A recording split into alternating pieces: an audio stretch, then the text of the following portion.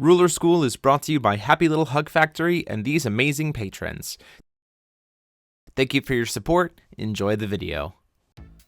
Hey there, Rulers. Welcome back to Ruler School. This is DMO73 bringing you the feature match for the week. I am playing the Quickcast Hanzo list that was designed by Ryan Miles and piloted to win the Orlando GPQ.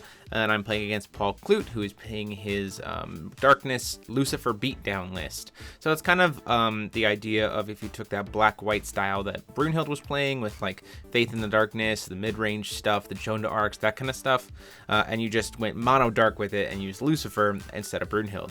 So we'll have to see how the list goes. Obviously, if you haven't seen the Quickcast Hanzo list in action, it is very reactive. It was designed to kind of never tap out on its own turn, thus trying to make time spending witch a little less efficient because it doesn't have nearly as many things to have to worry about. There are nearly as many targets to being able to kind of lock things down. The Hanzo list is always going to have will available despite potentially skipping their untap phases and things like that.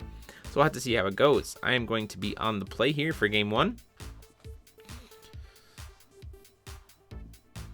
You're going to see pretty much everything in the deck except for the 1-drop fairy has Quickcast, so it's a lot of just Callstone Pass for the Hanzo list. Outside of turn 1 where you see that Fairy of the Lost Isles, it's a solid first turn body to be able to get aggression in, which is a 1-drop 4/4 flyer, and then later on I can use that extra will if it's going to be killed and produce turn it into some draw cards and make their opponent kind of waste their removal spell. Hitting that Stone from the Dark Castle for Paul, getting that mystery counter. Paying 1 for a Skeleton Horde. Passing this turn there goes to me. Draw, recover, call Stone. Spirit Stone, or Speaking Stone, very important. Being able to access things like Ruin Story, or if you're playing against a Trinity matchup, you play a couple of I can't even remember the card. The card that wipes all 1-drops off the board from the Time Stone or the Scheherazade story. Going into Paul's turn, playing that Look of Corruption, starting to kind of get a sense of maybe what's in my hand at this point in time. Knowing that I have Quickcast Resonators, I kind of want to decide if this is the moment to put something into play, and I go ahead and say yes, that's fine. I want to put in a Viola first. I'm going to go ahead and pump up the Fairy here before the Look of Corruption resolves, and then I'll let him dig into my hand. At this point, he sees a Fair Spell, a Ruin Story, a Lorite, and a CL, all of which are great targets. The problem is, if he lets me keep Ruin Story, I'm probably just going to be able to bring the Resonator back. He does decide to grab CL, though, which I think is an interesting choice here. Ultimately, it is probably the smartest choice, because next turn I could cast CL at Quickcast speed and then generate green-black for the Ruin Story and then bring back the Lorite if that's what he got rid of. Otherwise, the Fear Spell is not a super big deal, especially because the Darkness deck doesn't run a ton of Quickcast stuff. And even if it does, it's most likely a Rune, at which point in time I can use Hanzo's Sealing Scroll to stop it. Hitting that second Speaker Stone here.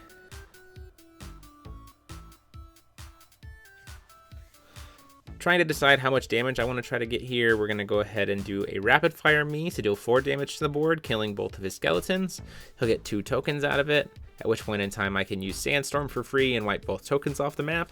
So I get a free 10 damage here with the 2 guys with only having to spend 1 will. Taking him down to 32 and then down to 26. So a very solid start on my end, keeping things in control, keeping the board clear, keeping him safe from being able to suddenly jam Swiftness, Jeanne d'Arcs. The more pressure I can keep off the board, the more, the longer it takes for him to establish a board presence to provide support for a Jeanne, the better my case is. Swiftness Resonators that can't die are definitely a big impact, and could be very detrimental if I can't stick the stuff that I need to, especially since most of the stuff on my side of the board, the deck naturally doesn't run a ton of removal, but also just a lot of the creatures are rather small, so Jeanne d'Arc can actually put up a big fight against a lot of them.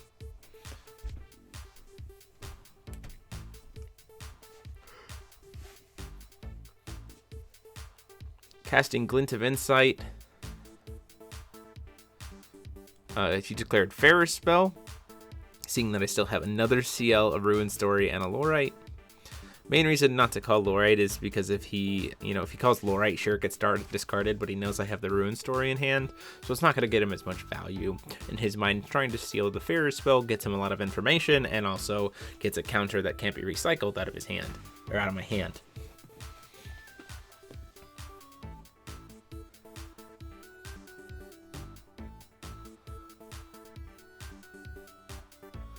Plays Tears of the Fallen here to force me to discard another card.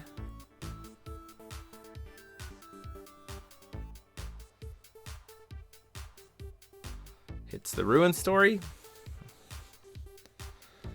Probably the best card for him to hit in that situation, because if he'd hit any of the Resonators, I could have just cast the Ruin Story and brought it back.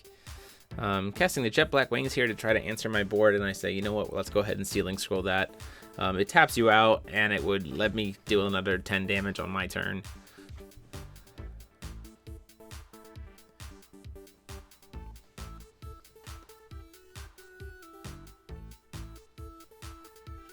Calling another stone, finally seeing one of those Spirit Stones. Moving in to deal the 10 damage. Taking him down to 16. Passing the turn there. So a lot of this early game plan for Paul has kind of been disrupted because of the fact that I've kept his board clear. The problem is, as he ramps up, Joan d'Arc doesn't cost a lot of will, and like we said, the deck doesn't have a lot of removal, so eventually he's going to get to a point where if he can stabilize, he'll get to play a lot of Joan d'Arcs very quickly and keep bringing them back even if I do have some way to kill them. Playing the Azazel here, and I think this is actually a time where I make a pretty big misplay. So what happens here is, in response to the Azazel coming in, like in choosing to make me sacrifice 2 creatures, I actually just go ahead and sacrifice both by banishing the Viola to remove 2 cards in his graveyard and then paying 1 for the fairy. What I think I should have done, however, though, is just sacked the fairy and been fine with it and kept the Viola on field for later, especially knowing that I have all this will in my hand. I didn't need to get rid of 2 creatures by any sense, and actually having that creature would have allowed me to maybe do some combat tricks later or something like that. I will go ahead and do the response like I said. I remove a Skeleton Knight and a Glint of Insight, and then I'll draw a card off of the fairy. I don't have anything to sacrifice, so it kind of was a plus for him, but at the same time it also could have just been better. Flashing in the Seal here at the end of the turn, producing a white and a green. Casting Whispers of an Angel, which gains me 8 life with the 48 and draw a card. There you see that Viola. Drawing another card for turn.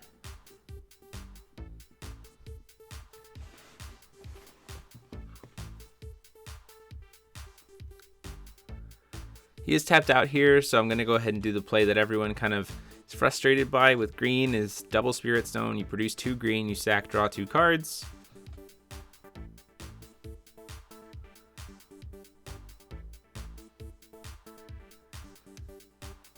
And then you bring the Spirit Stones back with Forest Meditation.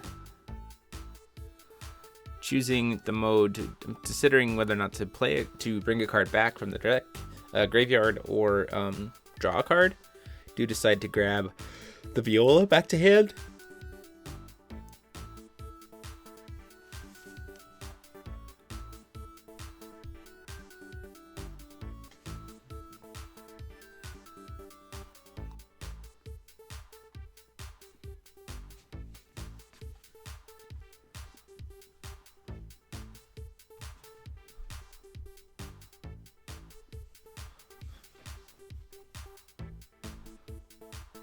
At this point in time, I'm trying to think about whether I want to try to make a play or attempt to push damage with that CL, knowing that I have the Violas, or whether I just stick to the game plan of keeping the CL in play, having those Violas to be able to do some different stuff later. And at the end of the turn, I just discard the Black Tears, because I have 8 cards in my hand, and the Black Tears really isn't going to do anything at this point in the matchup. Calling Stone, hitting another Darkness Stone.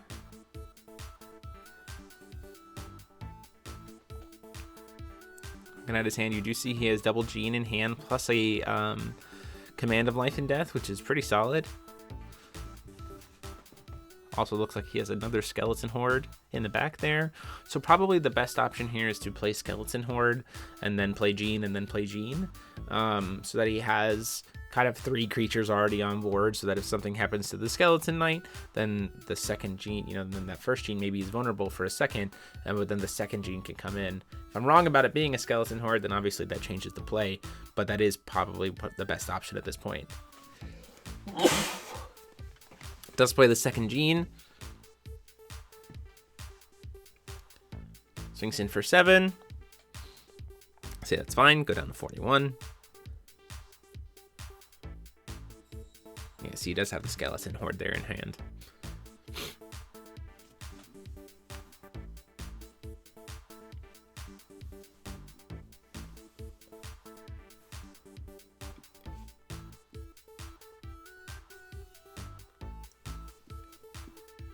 Swings in 7 with the second Jeanne.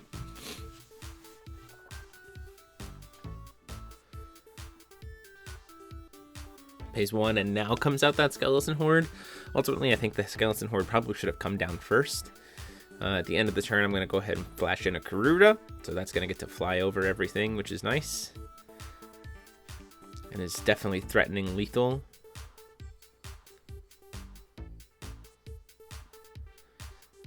See, I do have Viola in hand. I think I have 2 Violas in hand at this point.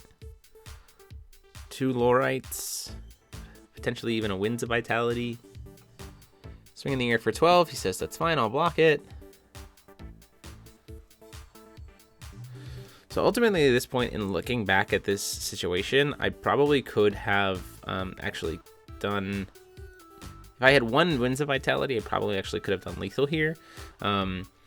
Flash in the Viola to give flying to the CL, cast Fairy Spell to cancel the Viola, cast Fairy Spell to cancel the Fairy Spell, double pumping up the CL, and then having the Winds of Vitality there would be lethal at that point, because of the pump from Viola. Would have been +6/+6, so add additional 12 damage. Ultimately, though, I kind of do the bait, which I think was going to happen. I was swinging the CL into the Jeanne, and he blocks with the Elf Skeleton token, which is exactly what I wanted to have happen. And so now I can kind of have an easier time clearing some stuff off the plate. He might have thought that if he hadn't blocked, I might have had an Elemental Blast to kill the token, at which point in time, like when it dies and triggers, Jeanne automatically dies because of rules process. Like, there were a lot of reasons why he could have chosen to block there. And it's kind of one of the reasons why I wanted to play that line there. Force the Skeleton Horde to get killed. Casting a Black Rosario here. I don't have a way to cancel it, however. I will flash in a CL in response. And produce double green, and then use one of those greens to flash in a Lorite. And then choose to sacrifice the tapped CL and the Lorite.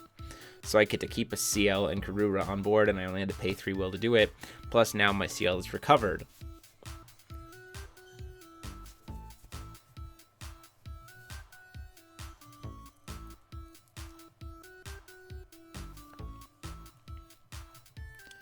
Calling for stone, hitting a darkness source, paying 3. Playing an Eremos.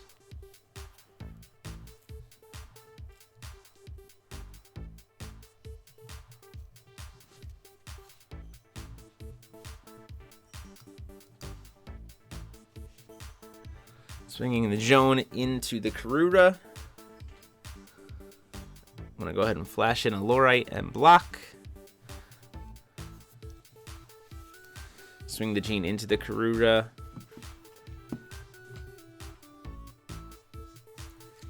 See, that's fine. Kuras is just going to have those 7 deck counters on her.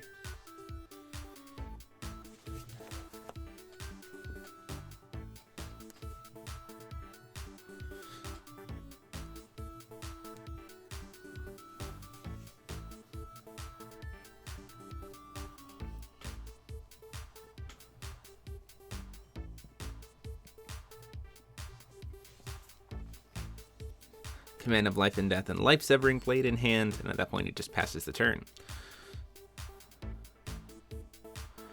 Before recovery, I'm going to go ahead and flash in the Viola to pump up the CL. And then recover.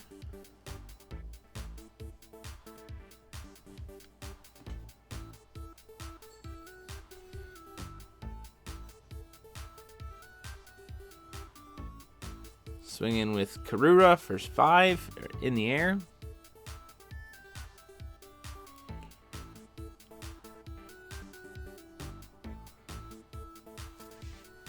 He's thinking about whether or not he wants to block with the Eremos here, but he also knows that the CL has flying, and the CL can potentially get very, very large. So he has to play a dangerous game here. Knowing that he does have 1 will available, sure, but he also has to know that if he did block here, then the CL might just blow him out, with potentially getting a lot of pumps, especially knowing that he would supposed to be at 8. It already is at 7 attack, I think. It's either 7 or 6, and then like a single vitality, Winds of Vitality or something else like that. Having so many cards in my hand could just suddenly pump it to lethal, so he has to be very cautious.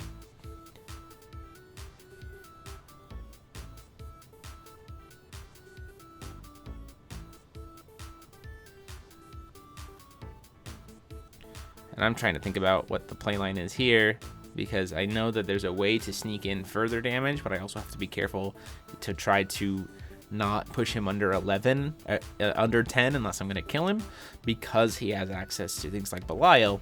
So the idea is, against Lucifer decks, if you're thinking they're playing Belial at all, is that you get them to 11, and then you push in 1 fell swoop for lethal. Because still have to pay 6 for Belial is a lot of will to have to commit to, especially if it can be answered with a single Lorite. So if you want to be really cautious in how you answer these situations. So flashing in the second Viola in response to the Eremos, triggering to pump CL, so that CL will get to kill Eremos, but then CL will survive, because of her defense slightly higher than her attack. Calling another stone, hitting another speaker stone here. And at that point in time, passing the turn. So I'm feeling pretty good here. At the end of the turn, he's going to cast a Life Severing Blade, and I'll use that Fair spell while I have the chance to do it.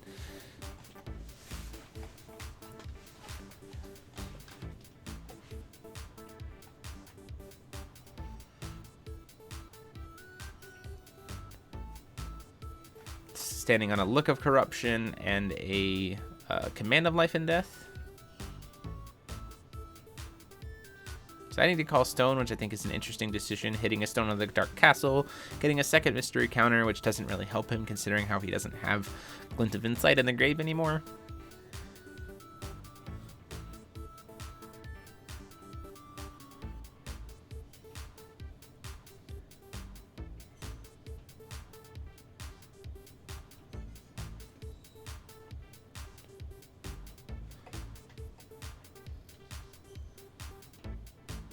Casting the Command of Life and Death, asking him what he's targeting. He's targeting the Eremos to try to bring it back. Saying no, I'll go ahead and banish the Viola. I'm going to steal the Eremos and the, not that you can revive it, but I'll steal the Azazel as well. Still has that Look of Corruption.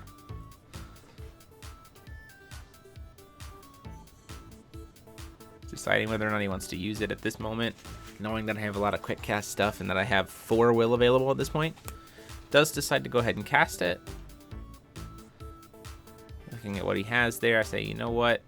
We'll go ahead and flash in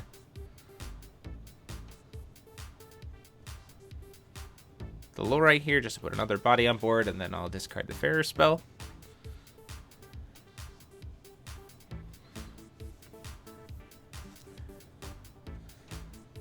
Now that I'm out of resources, he's going to play Demon Division here. And he's going to go dig for his third Joan d'Arc. My hand is empty. He's got the will to be able to play it. If he plays 3 Joan d'Arcs, there's no way for me to be able to get any of them off the field, essentially, from this point on. And then he's going to use Sandstorm to deal the damage to the Lorite and get that off the field. So now we're both completely out of resources for my rune deck. The thing is, though, Hanzo is great, and Hanzo can flip a rune back over, which is one of the reasons why this deck right now is playing Forest Meditation with Hanzo, is because we can use Forest Meditation twice. I'm okay with him killing the Karura. I don't mind at all. Ultimately, we're just trying to keep one creature alive to potentially draw into a lot of cards here next turn. Ultimately, could refill my hands to a grand total of 1 to draw for turn, 1, 2, 3, 4 from 4 Spirit Stone Sacks, plus 5 from Forest Meditation. So I really just need a Winds of Vitality because there's a Viola in the graveyard, and before recovery, the top deck happened to be a Ruin Story, so I can grab the Viola. So ultimately now I need to dig 4 cards deep to try to hit a Winds of Vitality.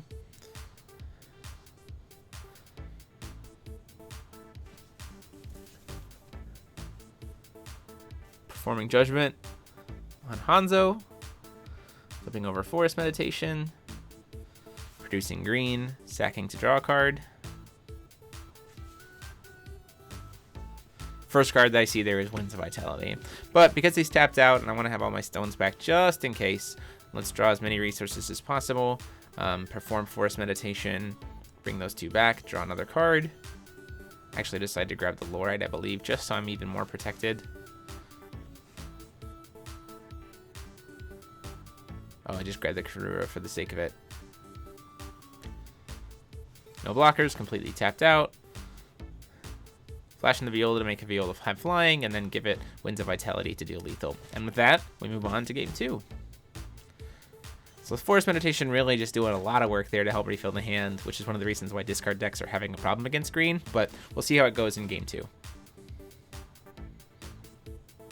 As we go into the next game, don't forget to hit that subscribe button and the bell down below so you're notified when all of our videos goes live, and consider supporting the channel by being a member here on YouTube or checking it out on Patreon for all the cool exclusive perks that come with supporting us.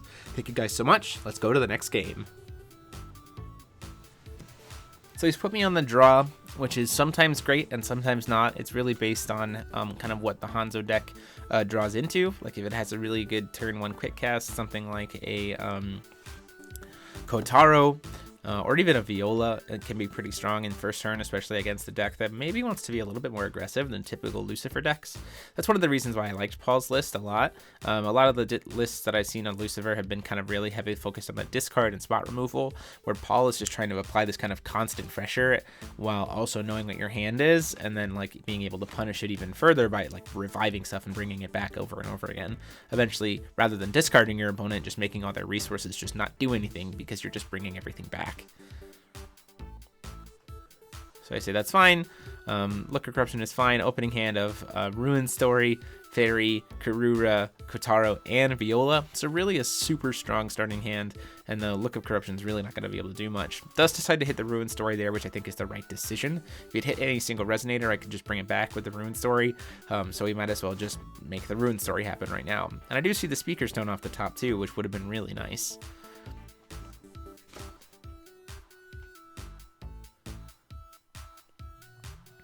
Calling for that second stone. Stone of the Dark. Oh, just a basic Darkness Stone here.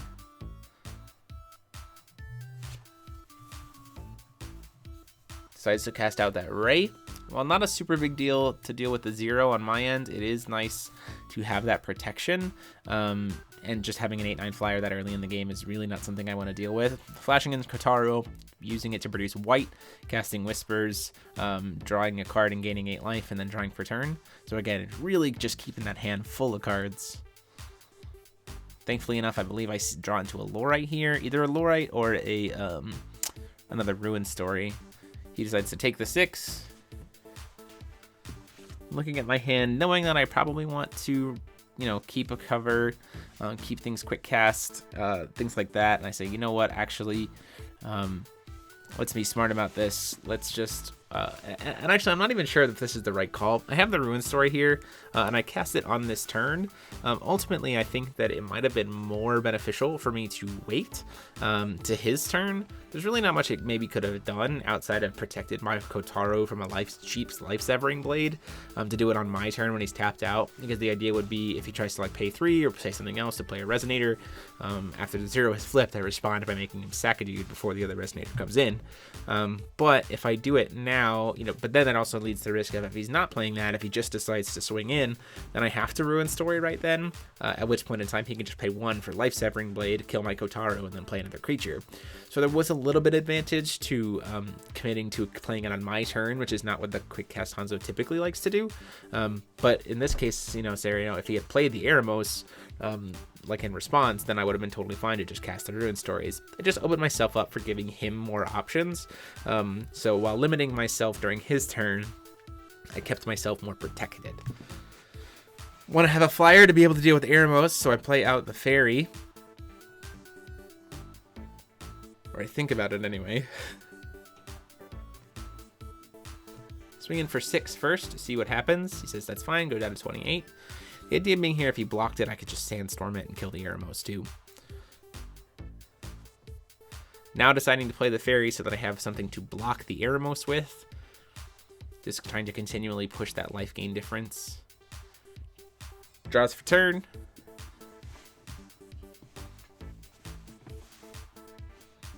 Calls that stone, hits another Stone of the Dark Castle, now up to 2 mystery counters, so he could double Glint of Insight me, potentially. See, he has at least 1 Joan d'Arc and another Skeleton Horde in his hand.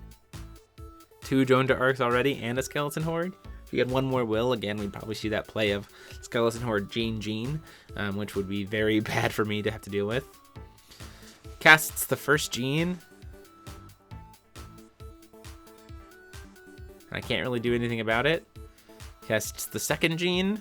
Also really can't do anything about it, unfortunately.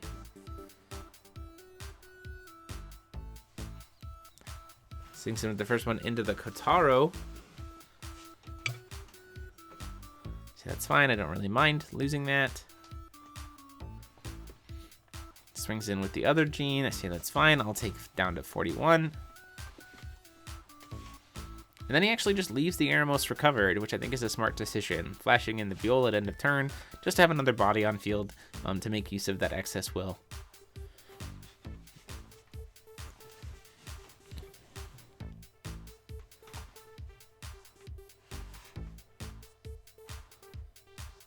Calling for a stone, hitting an ethereal magic stone. Swinging in for 4. Says that's fine, go down to 24.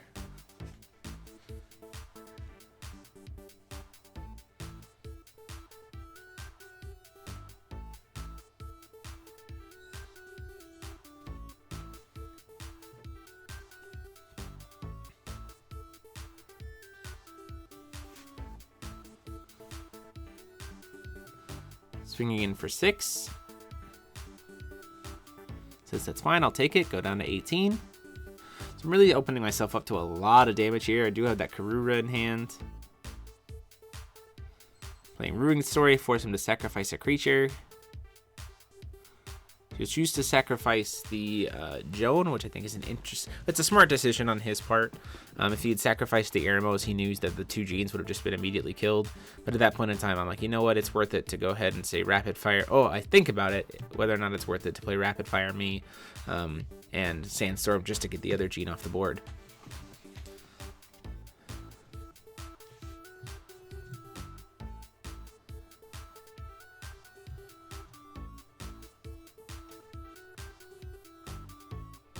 Actually say before I do that though,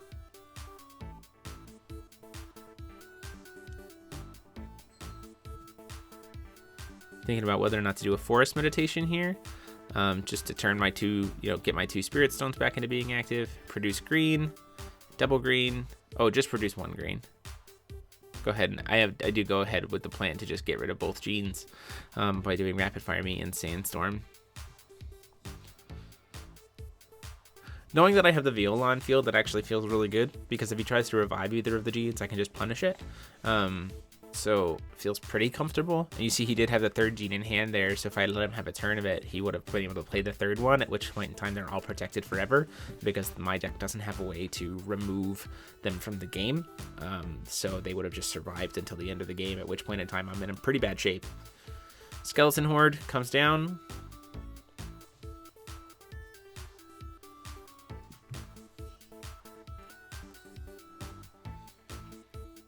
Black Rosario. Thinking about whether or not to force me to sacrifice 2 creatures. In response, I'll go ahead and draw a card and then banish to remove the 2 Jeannes. I think this was probably not the right play. There was nothing stopping me from just casting Sealing Scroll there, other than the fact that Jet Black Wings actually does a lot more damage to me in the long run. He did happen to have the other Jeanne, so he could cast it. Hit me for that 7. And then once again decides he's debating whether or not to swing with the arrows here. So Jet Black Wings against my deck actually is just a better Black Rosario, and it's 3 cost.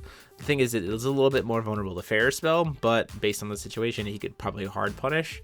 So the idea was make Black Rosario as little as effective as possible by drawing an extra card and removing the 2 Jeannes, and not canceling it, so that I have the Sealing Scroll to be able to stop a Demon Division or a Jet Black Wings based on what happens. I did tap him out, so I get to draw and do my Force Meditation play here, which helps me refill my hand and kind of potentially reestablish or set just up a better precedent for what the next turn could be.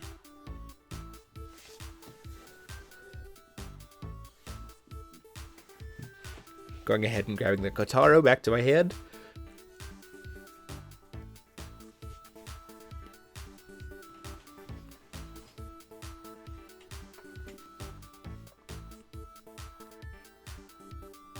And then playing 2 to play a couple fairies, just to be able to block the Eremos or the Skeleton Horde, or even the Jeanne, while also applying a little bit of pressure on my own side.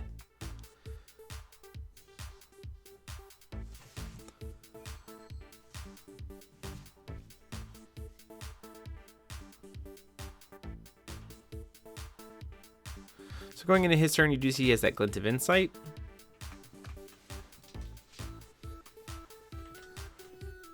Goes ahead and casts it. I believe he calls Lorite here. I don't have one at that point in time, so it is going to be a whiff. Do have a couple Winds of Salvation, a Fair Spell, and a Karura, as well as a Kotaro and a Viola.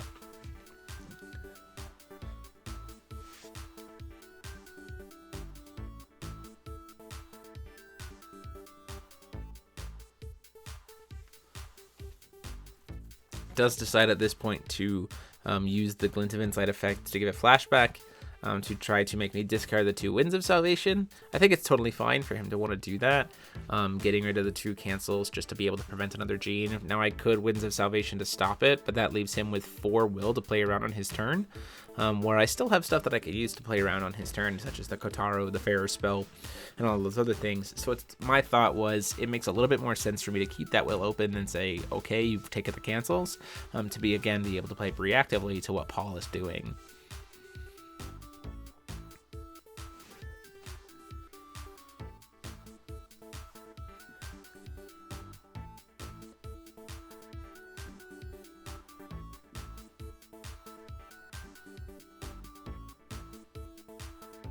Pays 4 here.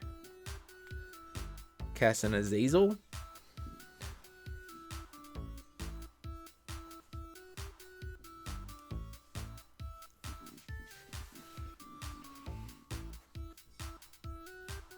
Chooses the mode to draw 2 and then discard, or look at the top 2, discard 1 and then keep 1. Decides to discard another Azazel here. Swings in for 6 with the Eremos. Go ahead and flash in the Kotaro. And so actually, I'm wrong here. You can't do that. You have to, Kotaro can only be used for chance. We catch that in all of 2 seconds. So 1 sec. I will trade the Kotaro. Have 1 will left over. We catch it very quickly. Kotaro's will can only be used for chance. This was my first time playing with the Kotaro, so I forgot about it. Paul quickly reminded me, we caught it, fixed the situation. I just traded the Viola into the Eremos by having it pump itself up, being an 8/8 flyer.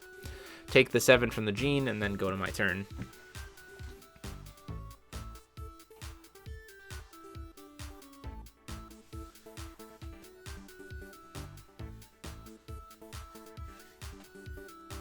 The reason why you see my hand being open-handed like this is because there's really no reason for me to not.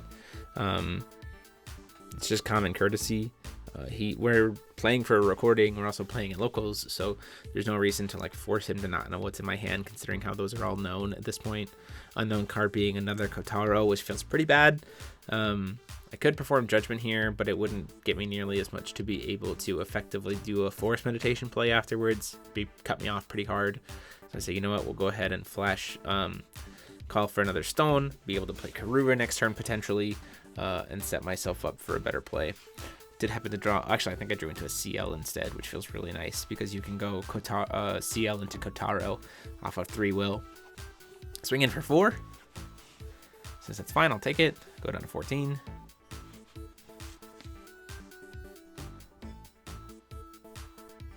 Yeah, it is a CL and a Kotaro.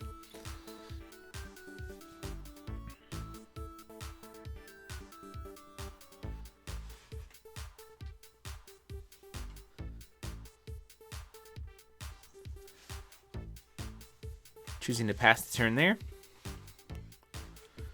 Draws into a command of life and death, which is pretty solid.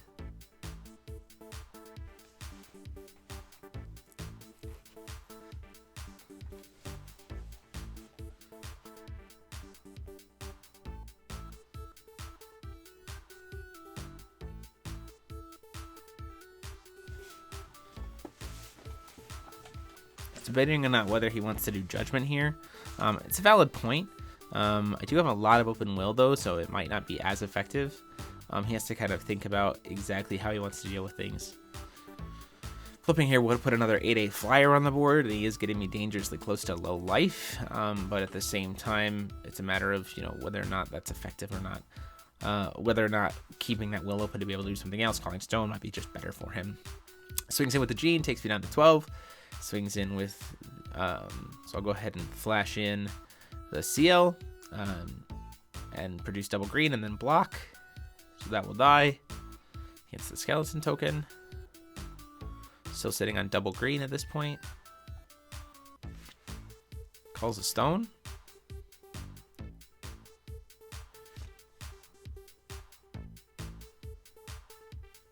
So he does have that Belial in hand, which feels pretty good for him at this point. He's going to go ahead and cast the Belial. So that will kill every resonator that's not a fallen angel. That's going to kill his skeleton token, and it would kill his Jeanne. The thing is, though, he has 3 things on board, so Jeanne can't be destroyed. And then I take 4 damage from the creatures going to the grave. Flash in the Karura here, because I had that 2 floating will in response to the Azazel attack, and then I can block it. It's like another 100, go down to 7.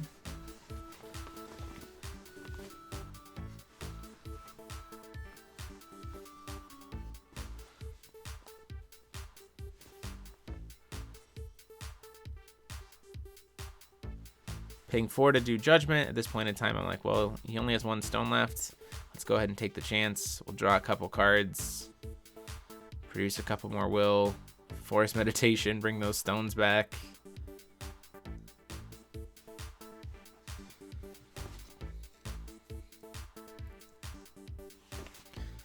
Thinking about what I want to do here. See, I have a Ruin Story, 2 ruins, a Ruin Story, Fair Spell still. I think a Lorite as well. Finally got drawn. Yeah, Lorite, a Kotaro. Sitting really pretty on that hand.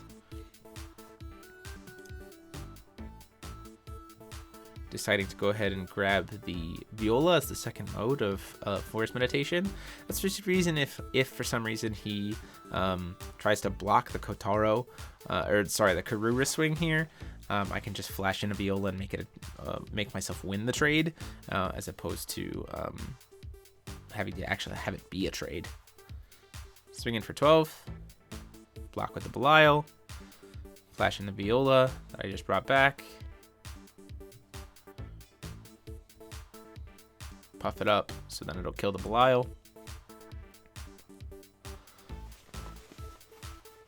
So I'm feeling pretty solid at this point. Just gonna go ahead and try and use that at end of turn. I'll respond by removing casting to remove the Eremos and the Skeleton Knight. Just because I want to not have him have things that make it difficult for him to deal with Jeanne. I do have the Hanzo, which is nice to have a blocker for the Jeanne at this point.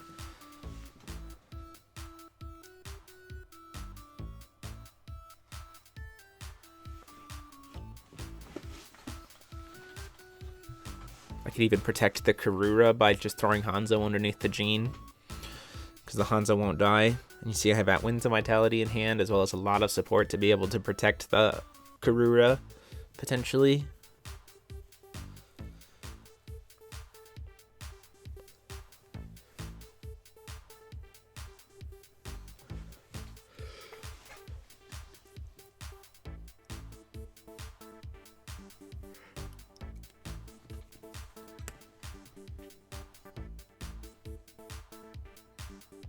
Playing Demon Division here, and I make a pretty big mistake here by allowing that to resolve. The problem is I was thinking about Jet Black Wings too much, but by playing this Demon Division here, I let him search for any card he wants in his deck, and even though I've answered 2 Jeannes already, there's a Jeanne on the field, which means there's a Jeanne I haven't seen, so he actually can just go search for a Jeanne from his deck right now and play it. If he has another creature, then he'd have 2 Jeannes that both have swiftness, and I can't answer both. The problem was I should have used Sealing Scroll on this Demon Division to stop him from searching, because ultimately Jet Black Wings doesn't answer J-Rulers, so it wouldn't have been able to deal with Hanzo being able to block the Jeanne, and I would have been safe to be able to just kill him next turn. Casts the Command of Life and Death. He has a target engraved to be able to target. I wasn't able to remove all of those 3-drops, so he just grabs the Ray. It's the only thing he could potentially grab here.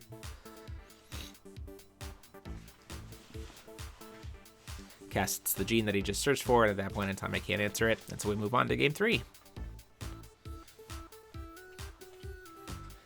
So back on the play here for game 3, ultimately remembering that the Jeannes are really the powerhouse behind this Paul's deck, so I really want to be able to answer these as best as possible. I want to keep them off the board. I need to keep good count of how many there are, and I need to be mindful that there are definitely multiple things in his rune deck that are potentially Sealing Scrollable based on what the situation calls for.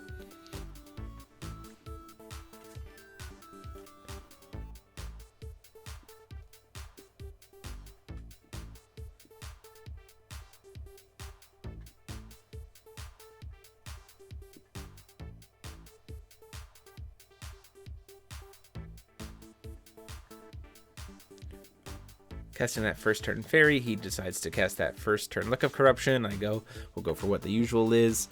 Hit that Ruin Story. See in my hand I have some cards that are part of the sideboard here, which is the Arrow Trap. Feels pretty good. It can answer a Jeanne because she only has 500 defense, so that is nice to know. Being instant speed, if you can kind of play some tricks around with it. Swing in quickly for the 4 damage here for Paul.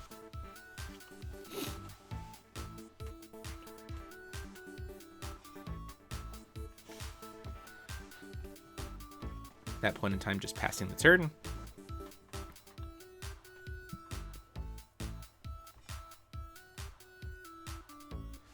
Hitting a basic Darkness Source off the top here. See, he has that Eremos, and you see he's sitting on 1 Evil Elemental Uprising. While you might think that he might have sideboarded that, I was talking to Paul actually, and he decided to mainboard that because he has access to Demon Division and he can just search it up if he needs it. He plays 1 Evil Elemental Uprising in the main to be able to answer decks like Hanzo or things that run the Spirit Meditation and punish them when they might not be expecting it. Doing the Blood Spray here, hurting himself for 3 and burning a mystery counter to kill my creature. Not sure if I would have agreed with that play. He has helped me a little bit in dealing himself damage, but also I can just banish in response and also draw a card. So waste a mystery counter that he could have used for Glint, and I just draw a card to respond to it. So it's essentially him burning a mystery counter and giving me a card. Not sure if that would have been the best play. It does stop him from taking more damage, but at that point in time I just draw a Call Stone, pass the turn. Out comes the Ray. Thinking about whether or not I want to deal with the Ray, and I say, yeah, that's fine. Knowing that I have a CL in hand, I also have a Lorite. Pays 1 more to play the Skeleton Horde. Pay 3 to flash in the CL, produce green and produce white. Pretty common play that we've seen here. Whispers of the Angel to draw a card and gain 8 life. Drawing into another Winds of Salvation, and then draw for turn, I think looks like a Viola. Calling for stone here. Spirit Stone. Yeah, it is a Viola. So I'm sitting on double Fairy Spell, Viola, double Winds of Salvation, and double Arrow Trap, looks like. So just a lot of resources in hand to be able to deal with it. I think it's Ruin Story, double Arrow Trap, Fairy Spell, double Winds of Salvation, Viola. Going ahead and swinging in with CL. Says that's fine, I'll take it. Takes the 5 damage. If he had decided to block with the Ray, that would have been really bad for him, because then I could just cast Snipe Away Me, kill it, kill the token, Sandstorm, kill the token, or kill the skeleton, Sandstorm, kill the token. Trigger for Rachel attempts, for the 0 attempts to go on the stack.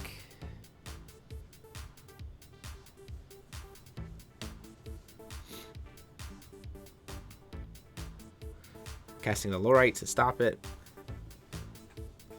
Really don't want to deal with the 0 yet. At least not until I'm a little bit more established, or maybe have a little bit more presence on board, or just better answers to it in my hand outside of a single Ruin Story. Swings in with the skeleton. I say that's fine. I'll take the 4 damage. Calls for a stone on his side. Basic stone. Plays a second Ray.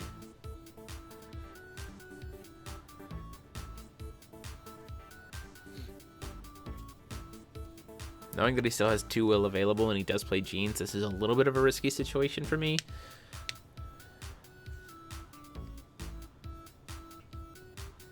So I decide to use the Winds of Salvation just to get the Ray off the board. And then jokingly I mess with him and I'm like, wait a minute, this is the Ray you played. Paul and I are good friends, so we're just kind of goofing around here. So ultimately just trying to stop those Rays turning into 0s from resolving, mainly due to the fact that they're 8/9 flyers, and my deck just doesn't have access to a lot of flyers, so that damage can rack up very quickly.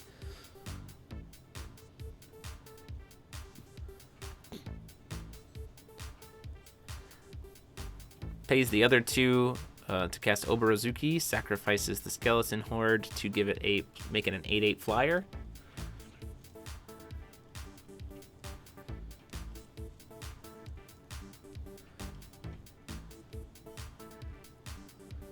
At that point in time, decides to end the turn.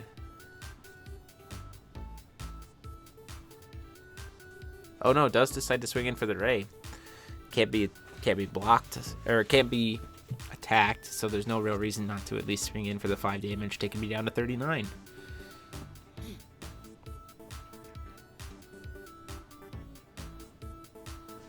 Calling for stone here, hitting the second Spirit Magic Stone. Casting Sandstorm to try to kill this out of the way. This is a big misplay on my part. I'm like, I completely forget that Ray can't be attacked. I'm like, oh sweet, Sandstorm to get that out of the way. You know, I'm totally fine here. I'll have stuff to be able to answer. You know, I can swing the Lorite into it. You know, try to swing the CL into it. If not, you know, that'll be fine. Swing the Lorite into it. And then Snipe Away Me and clear the whole board. Completely forgetting that Ray can't be attacked. So that was an absolute waste of my Sandstorm in this situation. Big misplay on my end. Thankfully, I am sitting on the 2 arrow traps. The problem again becomes that there is a Ray coming into the board that is potentially turning into a 0. So now those arrow traps have to get through a wall to be able to stop anything. So you see, I start to move here and I go, wait a minute, I can't attack with it. That doesn't do me any good at all.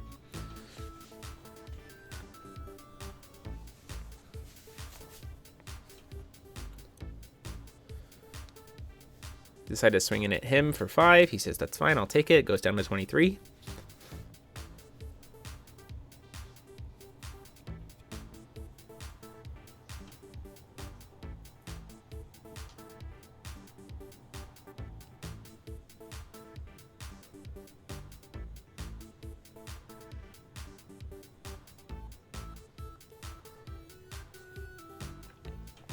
So I can't tell if I have a Lorite in my hand at this point. If I do, I'm still pretty safe because I can still cancel it one more time and then be able to stop the Oborozuki from being an issue because of the arrow traps dealing 12 to an attacking resonator that has flying. I do have the second lore right there. It's one less turn to have to worry about the 0. Really just trying to think about whether or not I want to do anything else on this turn. Potentially do a Forest Meditation play just to refill my hand even further. You know, bring back the fairy to maybe have a flyer. Like, there's all kinds of different things that I could do here. It's just a matter of if I want to spend the will while he's tapped out. You know, take advantage of the fact that he's tapped out to draw those cards, even if I don't necessarily need them right now.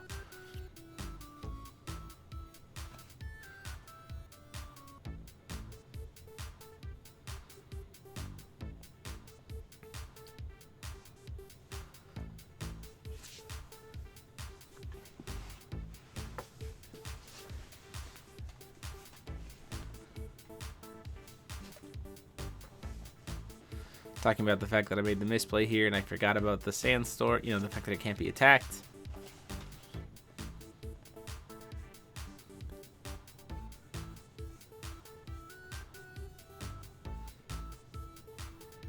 I say, you know what?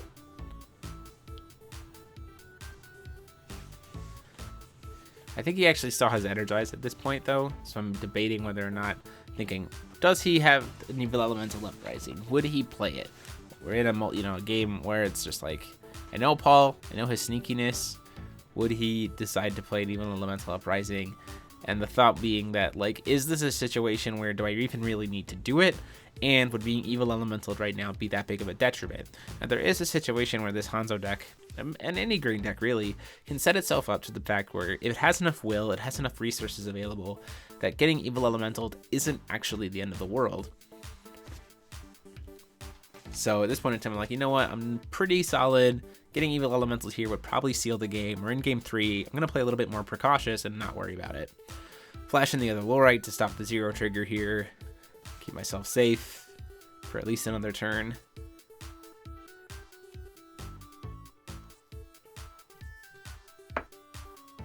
Looking at his hand, you see he's got a Command of Life and Death, an Eremos, the Evil Elemental. He wants to one Jeanne. He does always want to leave at least one will up to be able to play that Evil Elemental at this point.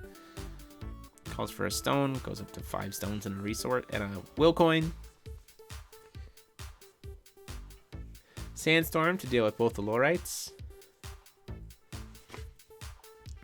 Pretty effective way to get those both off the board.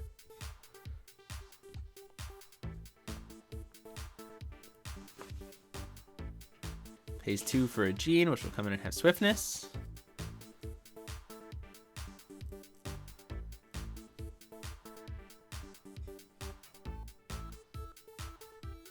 Use Winds of Salvation just to say, no, we're not going to deal with that right now.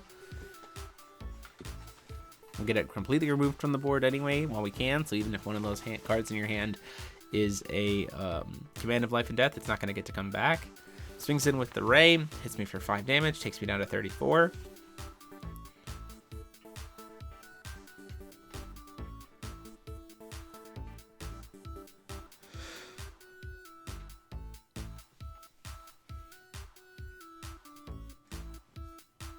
Does decide to swing with the Oberazuki and proceeds to get arrow trapped.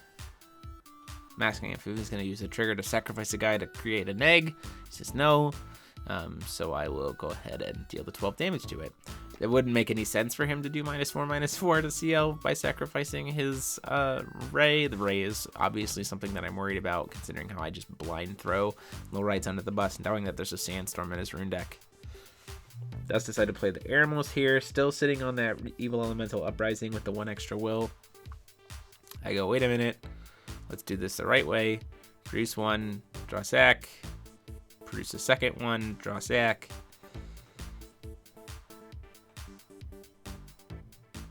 Cast Evil Elemental cast this Forest Meditation. He says Evil Elemental Uprising.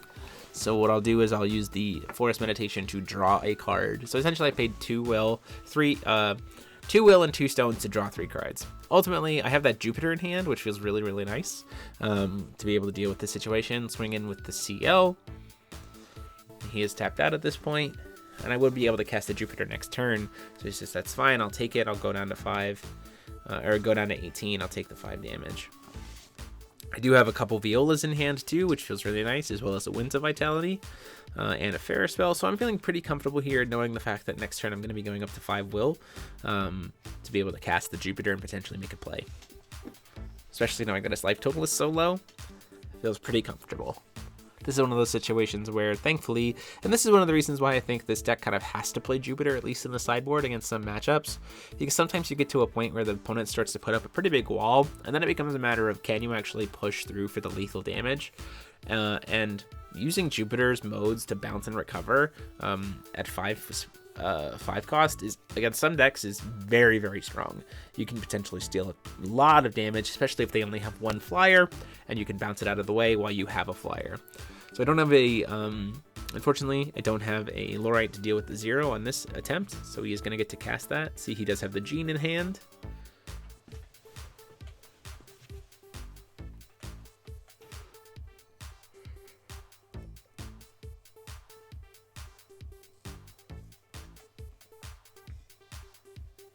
I am still sitting on Sealing Scroll, so he has to be a little careful here.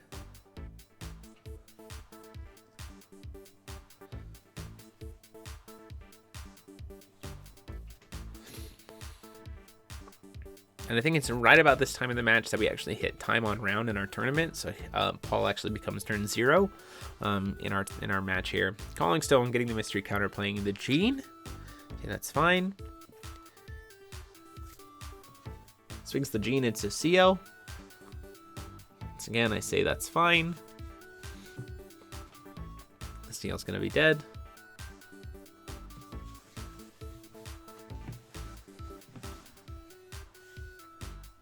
Swings in with the 0 in response. I'm going to flash in the Viola and target the 0 to try to pump it, at which point in time it'll get the 0 to negate it, and now that that 0 buffer is gone, I can arrow trap the 0, which will kill it because it doesn't have the protection, and 12 damage because it's a flyer. And then the Joan had 5 damage on her because of CL, so rules process kicks in and then Jeanne dies. So quickly, once again, quickly putting myself back in a position of power, and still having will available to be able to potentially deal with a Fair spell or something else that might be needed.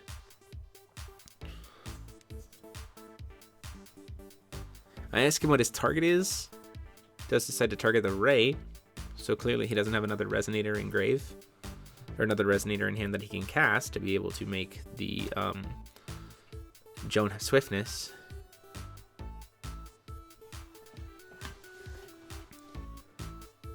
Pays 2 here to cast Demon Division. I say, you know what? He's completely tapped out at that point. Let's stop that with Sealing Scroll, just to keep your hand as clear as possible. Because having the Jupiter in hand makes me definitely feel like I have a potential play. Swings for 8 with Eremos, takes me down to 26. Going to my turn before recovery. Pump up with Winds of Vitality to make it a 12-12. Recover, call for a stone. Attempt to swing in for 12.